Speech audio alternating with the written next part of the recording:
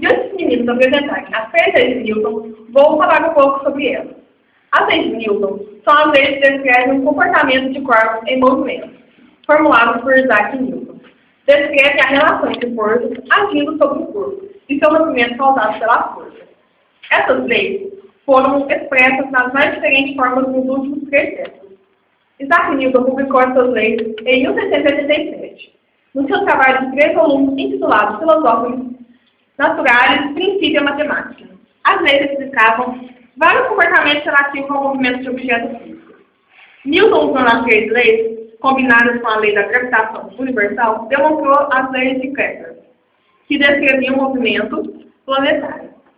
Essa demonstração foi a maior evidência a favor de sua teoria sobre a gravitação universal.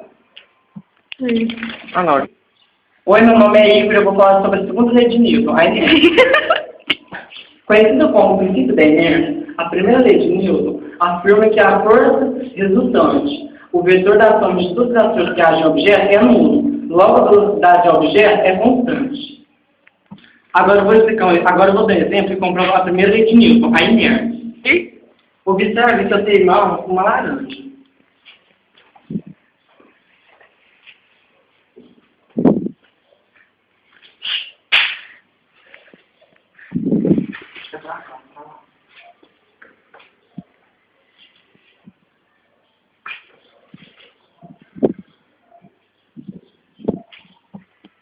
Como podemos observar, se essa bola para com espaço, ela iria continuar tudo mesmo, pois o espaço é infinito e não tem nenhum atrito para que ela pare. Então, essa bola será parar se tiver uma força contrária sobre ela. Como nós vimos o exemplo da laranja do portão, o portão fez com que a laranja parasse.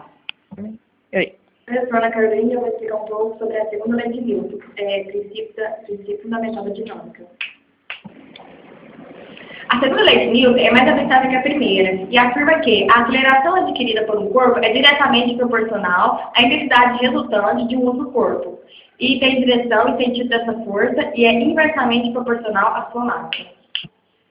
Agora eu vou dar um exemplo que confirma a segunda lei de Newton, o princípio fundamental da dinâmica. A injeção C. Agora vamos observar que o Igor empurra a cadeira facilmente.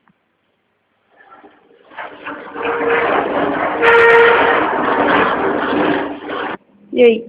Agora, a cadeira vai possuir mais massa e logo o Igor deverá aplicar mais força para movimentar o mesmo na mesma aceleração. Aí.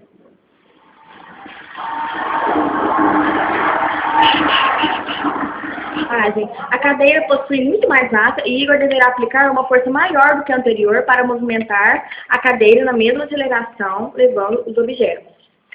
Aí.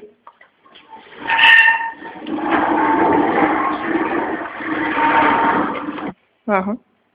O que podemos concluir é que a força de uma partícula é igual à razão do tempo do seu momento linear.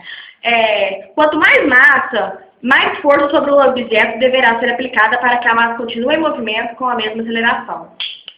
Meu nome é Marcos Eduardo e eu vou falar sobre a terceira lei de Newton, princípio da ação e reação.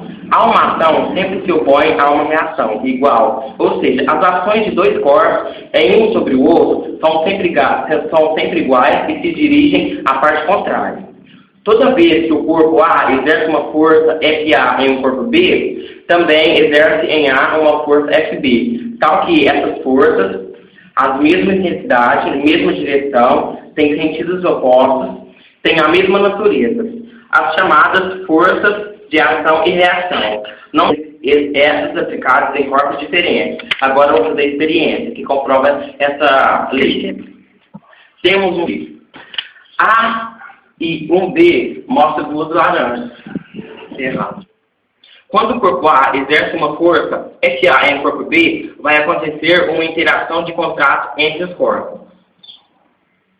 Os corpos vão ter a mesma intensidade, vai ter a mesma direção. Mas tem sentidos opostos, pois quando o corpo entra em colisão com o outro,